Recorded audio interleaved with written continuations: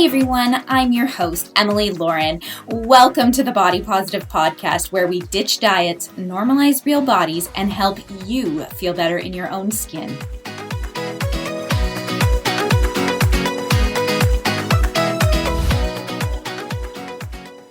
Welcome everyone to the Body Positive Podcast show. Today I've got Karin Freeland here to talk about her experience as a mother, life coach, and author working towards destigmatizing the female body, especially the vagina. Her book, The Ins and Outs of My Vagina, will be available in September. Karin, thank you so much for taking the time to be here today. Absolutely. Thank you for having me. I'm excited to be here. So your book is a memoir, and you share a lot about how you've felt about your body in it. Tell us a little bit about your personal journey with your body image. Oh my goodness. Sure. That's a loaded question. So yeah, it's really interesting. When I first said I wanted to talk on this podcast and I sent you a note, I was thinking of a couple of stories around, being pregnant and my body and how that felt to be intimate with my husband and all those concerns that I had. And then the more I started thinking about this podcast and the stories that I wanted to share, I realized that my body image issues actually go well back into high school. And I actually recall being 97 pounds and being on Dexatrim. Wow. And thinking that I had thunder thighs. Oh my goodness. Yeah, pretty amazing and alarming. And I don't necessarily know where those initial images or, those concerns came from. I don't know if it was just reading like the 17 magazine and Elle and all these different Cosmo, and looking at the women and going, okay, well, that's what I need to look like. Or if it was because I was a dancer. And so, to be a ballerina, you need to be very slim and trim and have nice thin legs. And for whatever reason, I just always thought that I needed to look a certain way. And that was skinny and petite and small. So my issues go way back. I think most of ours do. Our past experiences really greatly shape how we feel about our bodies today. And it's amazing when you can go back and sort of pinpoint those pivotal moments when you became conscious of your body as almost like a sexualized object and that your purpose was to be thin and things like that. So yeah. I really love how you use humor to discuss things that so many of us women are ashamed about, like your fryer crotch story. How and why did you go about your storytelling in this way? For me, I've always used humor to cope with things, and it's easier for me to kind of poke fun at myself and be the first one to give the punchline or tell the joke about myself than to have someone else doing it.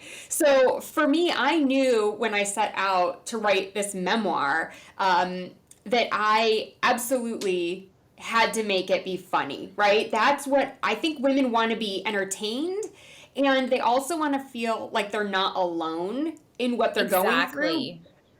But if I only look at the pain and the struggle, and it just felt like it would be too heavy and too dark, where I thought I could attract a lot more readers, where they would just be like, oh my gosh, this happened to me too. I never wanted to tell anyone, but now I feel vindicated. Like, this is actually normal. I think a lot of us feel alone in our realness. Like we don't realize, because we're told at such a young age that we need to change and stop all these things about our body, that it's not normal to have things like body hair and, bodily fluids and all these different experiences that we all have. So I really love that you tackled it in that way and made it very relatable and very, very funny. Let me just say on the body fluids, there is a chapter in there of when I was very young. I was 7th, 8th grade, I think it was, and I went to a pool party. And we had to change our clothes. And I had discharge. So I was wearing like a panty liner. And the girls found my underwear with the panty liner in it, and they were all kicking it around the room and saying, ew, someone's underwear have yellow stains, that's disgusting. And I remember being like, oh my God, I will not wear underwear. I'll just won't tell anyone they're mine. Yeah. I'll just, like, I was so embarrassed. I was so mortified. And I have toyed so many times with, do I want to leave that chapter in? Like, am I really ready to tell people that those were my underwear, that this happened to me? And I'm thinking, like, oh my God, I'm a 40-year-old woman. Like, if people have discharge. Absolutely. And there was this awesome set that, oh gosh, now I'm blanking on her name, the comedian. Oh, she's really big. Amy Schumer. Amy Schumer? Yeah. Yes, thank you. She did this set at the Apollo, and one of her first lines was, well, I came up with my New Year's resolution, and it's to take off my underwear and make it not look like I blew my nose in it. And I was just on the floor laughing, and my husband's looking at me like, why is that so funny? And I'm like, oh my God, for 30 years, I have felt like a freak, like my body was the only body that did this. I've been embarrassed and ashamed of my body, and like, now I don't have to be, because if she's doing this in a set, it's obviously totally common and it's happening to almost everyone. Yeah, we're just not talking about it, right? Until now. Right, because we get so shamed and like, oh, people are going to think you're disgusting. It's like, hi, that's just like a normal function. So that was one of the things that fueled me so much to write this book, is I never wanted another woman to feel alone or not feel comfortable talking to a doctor about something that was happening, or their friends, and just give them that sense of, camaraderie. Like, we're in this together, and it's okay to laugh about some of these things and to poke fun at them, but it's happened one way or the other. I love that. I love that. So you use the word V in your book when you talk about your vagina, almost like she's her own person. I just absolutely love that. Why does the vagina, or the word vagina, make people so uncomfortable? Ugh, I don't know. And so we start out, V doesn't actually get introduced until I'm right about like 13, 14 years old, about to go into high school. And we decided to create her as a character. So V talks, V has dialogue, V is very sassy and kind of has like a mind of her own that I'm constantly struggling with, especially as I'm like discovering boys and going off to college. But that's a great question, is why is the word vagina so censored? And I've always been taught like to use the proper anatomical like names for things, right? Mm-hmm. Like, let's call it what it is. And there's this shift in culture where for a long time it was like, no, say vajayjay, because that's fun or cute or whatever. But like, you can't say vagina. The hashtag vagina is like literally shadow banned on Instagram. You cannot use that hashtag. I've heard that. And to me is insane. I mean, I get it. There's some dicey stuff that can go with a hashtag. But, when you're actually just talking about like women's issues, women's health issues, that's a really important hashtag to be able to search and get information on that. I agree. Absolutely. So many of us feel like our bodies are something to be ashamed of, like we were talking about before. What are some ways that you think we can take away this shame?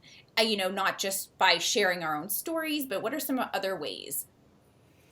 Yeah, I mean, certainly learning to love yourself. And this is a journey for people, and this is something that everyone kind of goes at their own pace. But really sitting down and like looking at yourself in the mirror and learning to figure out what you want to accept and what you do want to change. I mean, some of us don't love certain things about our bodies.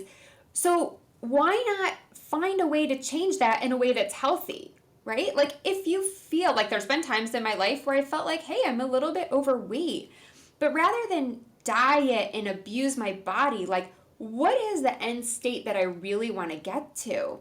I want to get to just a little more tone, or a little feeling healthier, right? Just feeling a little lighter. Great. What can I do to actually make that happen? Well, maybe for me, that's, working out 3 times a week. Maybe that is, eating certain healthy foods, or switching, for me, I switched from like dairy to almond milk. And that made me feel a lot better and healthier. But it's not so much for me about a number per se, like I have to be the specific number weight. It's about how I feel. And I Yes. have so many friends who, are at, weights of like 140, 160, and they feel so good because they're active and they're getting activity that they need and they're eating the right things, but that's just the way that their body was built. And they're okay with that and they're happy with that, as they should be. Absolutely. I always say, like, we can't blame the dieters, we can only blame diet culture. And it's the Yeah. idea that we need to change ourselves because of pressure from the patriarchy is the problem, not so much like we can obviously our ideas and what we want and what we see in ourselves are shaped by social expectations. But at the end of the day, I think we need to take some of that guilt off of women because they do want to change things. Like, I feel like we're stuck in between these two movements where one says, love everything the way it is, and then there's another that says, change everything about yourself. There needs to be like that happy medium where you can fully decide without pressure from either side, telling you, oh, you have to do it this way or you have to do it the other way. And I think that's really important Mm. to focus, like you said, on how you feel as opposed to, what you think you should be looking like or achieving a certain number. So that is awesome. I And that's want to. interesting. That's just one quick thing. Like, that's a great point. And it's one of the reasons that I love life coaching. Because the thing about life coaching is that when I'm talking to my clients, I'm not like, oh, this is how I did it. This is the way I would do it. This is how you should do it too. It's about understanding their values and their goals and how they see the world so that I can help them carve a path to get to their desired end state, whatever that is. So, I have some clients who are like, I really want to work out, but I just can't fit it into my schedule. And it's like, okay, great. Well, you tell me, how many times a week do you need to work out to feel great? Okay, Mhm. let's put that in your calendar. And you're going to tell me the times. And I'm going to text you 15 minutes before that workout and make sure you have your workout clothes on and you're ready to go and get you pumped up so that you actually follow through. I love Great. that. And I have other clients that are just like, okay, I just don't want to like eat junk food on the weekends. Like I binge on the weekends because I'm good all week. Like, okay, great. Like, well, what does that plan need to look like then? How do we need to shop differently or change the way that you're cooking meals? Or maybe you don't want to go out as much because you can eat healthier at home. Like, whatever that is, like I'm going to help that client differently because their values and their goals are different. So Mhm. we have to get away from this whole idea in society where we're going to tell people this is the way, this is how you should do it. It's like there's different avenues. Here's a myriad of things you could do. Which one's going to work best for you? I love that. So on your website, you talk about how as a life coach, you empower women to step outside their comfort zones. Why is this so important that we step outside our comfort zones? Comfort is like my enemy. It holds us back. It prevents us from living our true purpose. And, I started this book, The Ins and Outs of My Vagina, in 2009. Can you believe it? Wow. Wow. 2009. Wow. I love And that. I started writing it, and it really was kind of a joke with me and my husband. Because the original title was I Don't Know My Vagina. And I just could never figure out how it worked. And he'd be like, I don't understand why you don't know when your period's coming. Like, how do you not know this? Like, I don't know. So he's like, you should write a book and call it I Don't Know My Vagina. And I was like, I don't know. That sounds crazy, but like, okay. And here you are now. Right. This many years later. And it got put on a shelf. And it got put on the shelf because work and career got in the way. And I started chasing the paychecks and I started chasing the titles. And I thought, there's no way I can launch a book called anything about a vagina while I am, chief of staff at a large telecommunications company. Like, this isn't going to work. And so I went through this whole process where I, really went through a bit of a midlife crisis. I was like, I don't know what I'm supposed to be doing with my life, but I know that making PowerPoints and justifying my existence to others in corporate is not making me happy anymore. and I had a great life on paper. But there was something that was calling me, and it ended up being the book. And I said, I have to step out of my comfort zone and follow my heart. And my heart is telling me that corporate isn't for me anymore. So I'm going to go follow this passion for a little bit and see what I can turn this book into. And I ended up, getting an editor and being able to, we are now in the final stages of self-publishing, and it's going to be coming out in September of 2021. And it has allowed me to step into my full purpose because I got rid of that fear and that anxiety and that worry that I held on to in my comfort zone. I love that. That's so important that we all focus on doing what we're led to, what our intuition is telling us to do. And it's so easy, like you said, to get caught up on what we look like on paper. I think that is such a nice way to put it. So switching gears a little bit, I want to talk about body image during pregnancy and sort of if that shifted something for you. Tell me about your experience there. Pregnancy was hard for me. I'll be honest. I had friends who were like, I'm glowing. I love being pregnant. I feel so sexy. And I was like, oh my gosh, I feel like a creature from the lagoon, like waddling around. And I was so uncomfortable. I've really been fairly petite, my whole life. And so, gaining 30, 40 pounds to carry around a baby was mentally challenging for me. I worried all the time about, is my husband still going to be attracted to me? Is he going to want to have sex? Like, is he like secretly like, oh, I wish I didn't marry her. Like I made up all these things in my head. And I remember one example in specific, and we actually ended up taking this chapter out of the book, but got some lingerie from Victoria's Secret, like this cute little teddy. It was silk, but you couldn't see through it because that was the point. I wanted to hide the bump. And I got all dressed up and I called him upstairs, and he comes upstairs and he just kind of gave me this look. And it wasn't like come and get me. It was like oh, you got dressed up kind of look. And I was like, he flicked off the lights as he like ushered me into the bedroom. And I just remember thinking like, oh my gosh, this is it. He doesn't even want the lights on. Like, it was so awful. And I was like, that's it. Like after the baby, like I'm getting back into shape and like, this is it. Like it was traumatic, but it wasn't his fault. And I don't blame him at all because he's a guy and he doesn't realize like how these things sometimes affect, women or me or whatever. And then after I had my second son, so I've had two boys, I had stretch marks and there was nothing I could do to get rid of them. I mean, they were big, they were red, they were deep, they were, it was bad. And I just remember thinking like my life is over. I can never have sex with the lights on again. I can't even let him see me without a shirt on. Like, how is this happening? I'm 30 years old and I can't even like show my body. I can never wear a bikini again.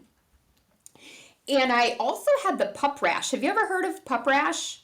I have heard of it, but tell us about it.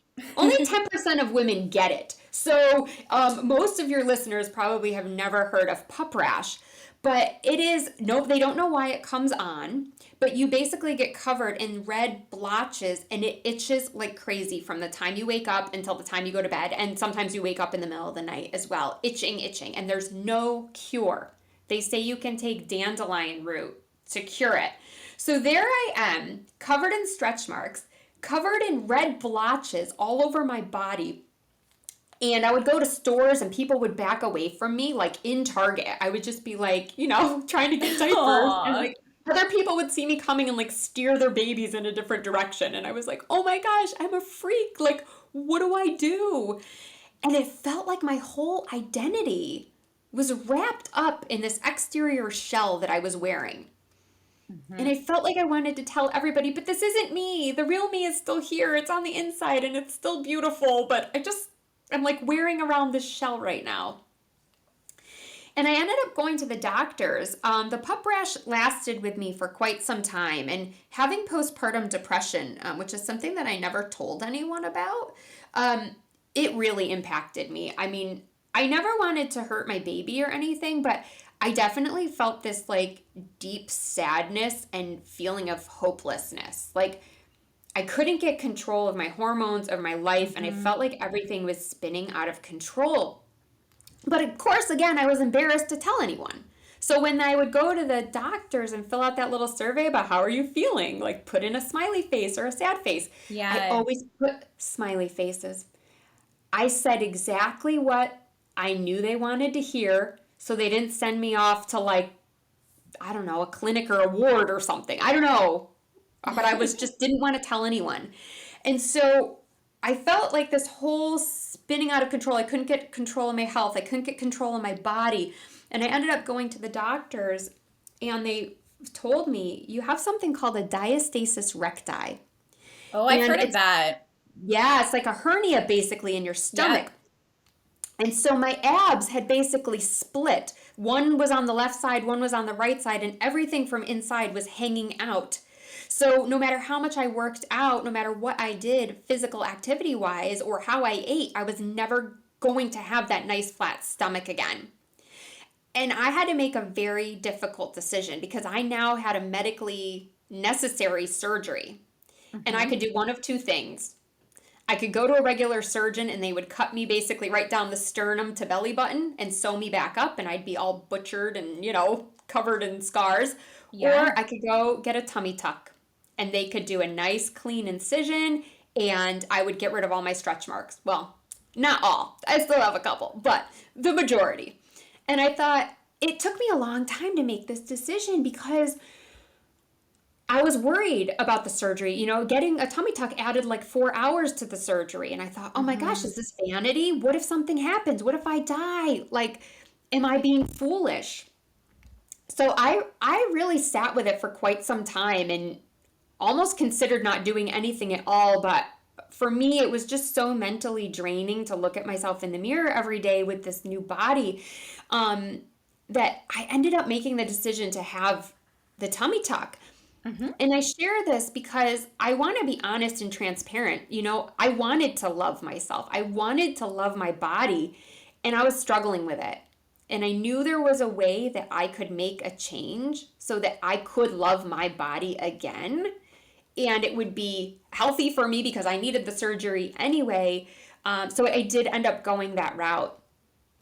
I think that it's so important to share stories like that because, often women get blamed either way, right? You either Yeah. are blamed because you don't have the ideal body, and then you try to achieve that ideal body, and you're blamed for doing things that are, for your vanity, and it just shows to the extent of how much women are affected by the way that they look because we are taught that Hmm. the way we look is the most important thing about ourselves. And I do not blame women at all for doing whatever measures it takes for them to feel more like an accepted person in society because I'm sorry, that is an important part of being a human is feeling good about who you are and in your skin. So I really love that you shared that story with us. I think that's just so amazing. Thank you. And It really did. It did allow me to show up again in a different way because I was shrinking. I was shrinking behind my body and what I didn't love about myself. And I didn't want to put myself out there. And I didn't want to go to the beach with my kids. And I didn't want to, go to that summer party because, at the time I was covered in pup rash. I was hiding myself away and then only becoming more isolated and lonely. mhm. Where once I had the surgery, I was able to be me. I felt like me again, and I could really put myself back out there and enjoy life. I think that is so fantastic. And I'm so glad that you wrote this book because I think everyone needs to read it. And we need to normalize all these feelings and all these things that we experience, that our bodies experience. And I just think you are incredible. So please tell us where people can get your book and where we can find you online. Absolutely. So the book is going to be coming out September 2021, and it'll be available everywhere. It'll be available on Amazon. It'll be available. We're self-publishing through Ingram Spark, but you can get it on basically anywhere that sells books because it'll be available online. So if you want to follow along, you can also check out my website, KarinFreeland.com, and it's Karin with an I. And I have a tab called My Memoir, and you can actually download a little snippet of it. So if you're interested in checking out a sneak peek before the book comes out, and then you'll be on my mailing list, and I can keep you updated on when it's available. So exciting. And lastly, if you could offer one tip to our listeners, what would that be? Oh my gosh, so many. In your heart, if you really get quiet with yourself, in your heart, you have all of the answers, and if you follow that, you will live the best life you could ever possibly live. No one else has the answers. They're all within you, and you have everything you need to be successful. Successful in life, successful in the way you feel and look. It's all in there. You just have to tap into that. That's so beautiful. Well, thank you so much, Karin, for being here today and taking some time to share some of your amazing stories. I can't wait for people to read your book. Thank you. Thank you. This was a lot of fun.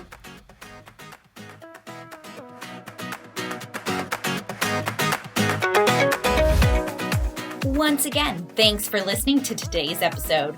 Make sure you follow us at Real Happy Daughter, and please share this with someone who needs a little more real in their life.